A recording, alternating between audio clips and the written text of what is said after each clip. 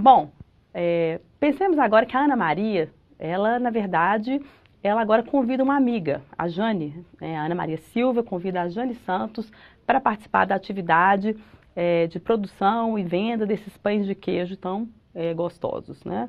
A Jane também é excelente cozinheira, ela vai participar ativamente na realização das tarefas. Ela vai participar nos investimentos, ela vai colaborar com a atividade tanto do ponto de vista de trabalho quanto do ponto de vista de capital. E ela também quer participar da gestão do negócio.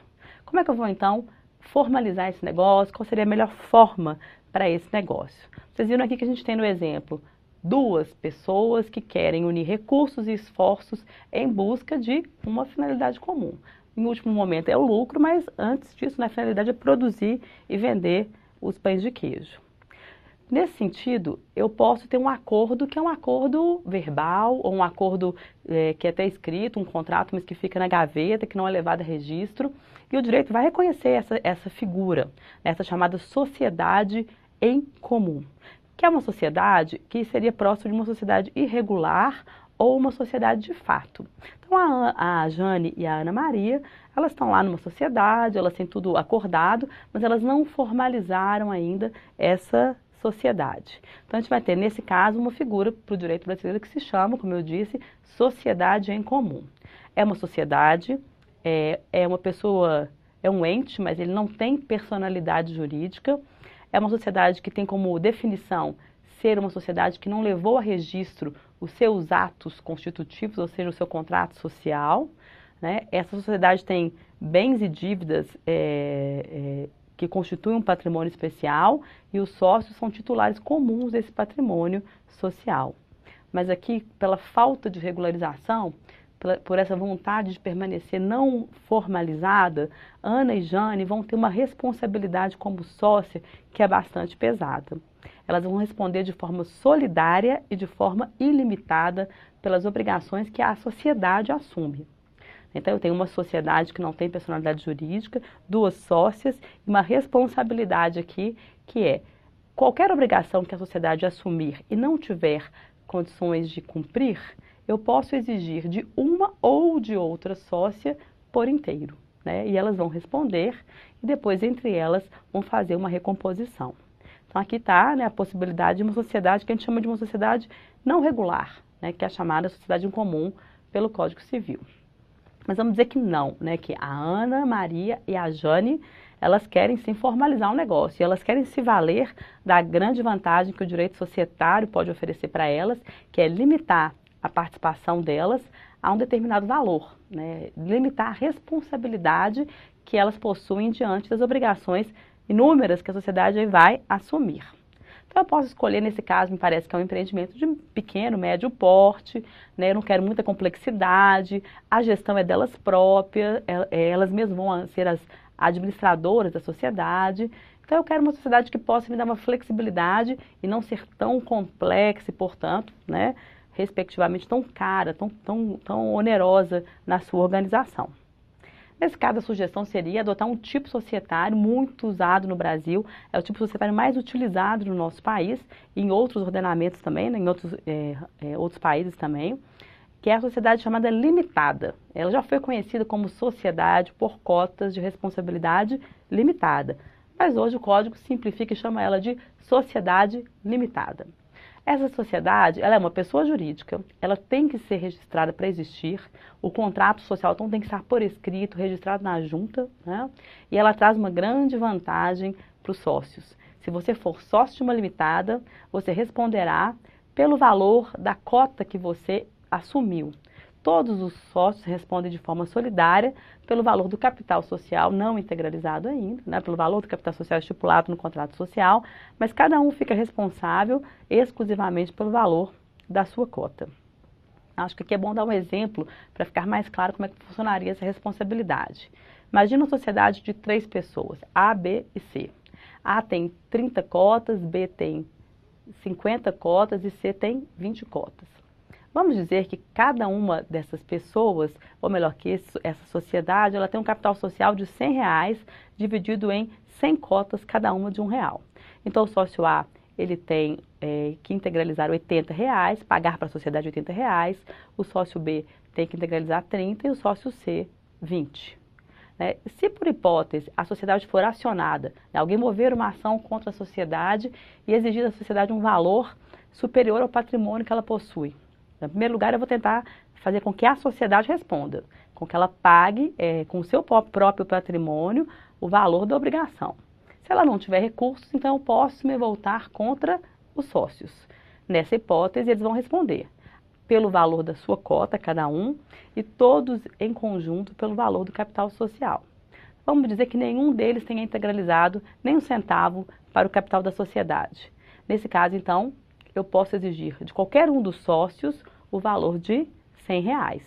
Se eu exigir R$100 do sócio que deveria integralizar só 20, ele pagará para o credor o valor de 100 e se voltará contra os outros para receber, respectivamente, 80 e 30. É só um exemplo para poder ficar claro que a grande vantagem de uma sociedade limitada é justamente permitir a limitação da responsabilidade do sócio. Aqui cabe, na verdade, fazer uma ressalva. Apesar da lei dizer isso, há interpretações dos tribunais, especialmente da Justiça Trabalhista, e há regras legais específicas quando tratamos de relações com empregados e com o fisco, né, com tributos. Nesse caso, essa responsabilidade pode ser aumentada e o sócio pode vir a responder além do valor do capital social, mas em tese são casos excepcionais. Então, a Ana Maria aqui escolheu uma sociedade, né, que pode tanto servir para um empreendimento bem pequenininho, quanto para um empreendimento médio, até para um grande empreendimento. Mais simples de constituir, fácil de administrar, com regras mais objetivas no que se refere à organização da atividade da sociedade.